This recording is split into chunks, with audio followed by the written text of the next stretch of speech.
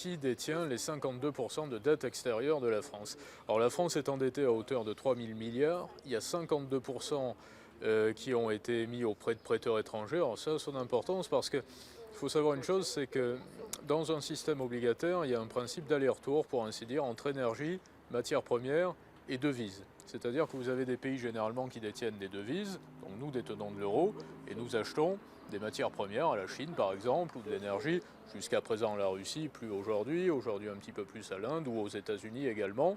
Et bien souvent, le pays qui est acquéreur, donc qui achète de l'énergie ou qui se procure des matières premières, donne de la devise qui va être réinvestie dans le système obligataire. Ça veut dire que le pays qui a exporté des matières premières ou de l'énergie se sert de cette devise pour acheter de l'endettement.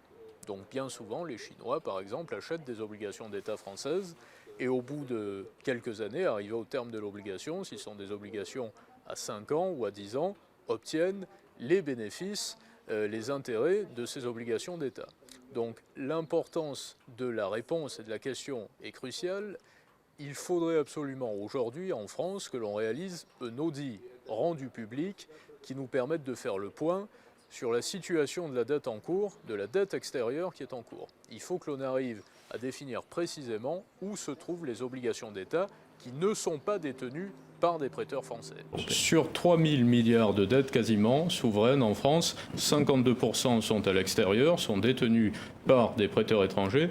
Qui sont ces prêteurs? Est-ce que des audits ont été effectués à ce propos? Est-ce qu'on connaît qui nous prête de l'argent? C'est une bonne question. Se peuvent se poser légitimement les Français. C'est totalement transparent. Donc, vous pouvez demander à l'agence France Trésor qui sont les investisseurs. Oui. Le plus important, c'est de savoir que lorsque nous émettons de la dette, que nous cherchons des investisseurs pour la dette française, nous n'avons pas de difficulté à placer la dette. Et ça, c'est le plus important. Qui l'achète? Ça peut être des fonds, ça peut être... Mais les Italiens détiennent 90% de leur dette, les Japonais également, qui ont quasiment 260% d'endettement. Chacun a ses choix qui peuvent être différents. On parlait tout à l'heure des taux d'intérêt. Par exemple, nous avons une singularité en France à laquelle je suis profondément attaché, c'est que lorsque vous avez un prêt immobilier, il est à taux fixe. Ouais. J'étais dans les pays du Nord il n'y a pas très longtemps, à Stockholm, les taux sont variables. Je peux vous dire que ça crée une insécurité, une incertitude absolument considérable pour l'emprunteur. Donc il y a un modèle français sur l'émission de la dette, sur les taux d'intérêt, sur les crédits immobiliers.